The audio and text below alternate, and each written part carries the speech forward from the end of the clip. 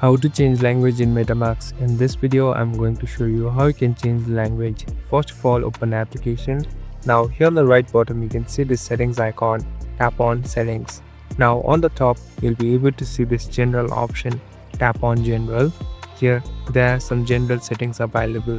If you scroll down, you'll be able to see the option called current language. Simply tap on it. So it is set default to English because it's an international language. Here some of the limited languages are available, so you can select the one that you like and it's completely changed to the language that you have just selected.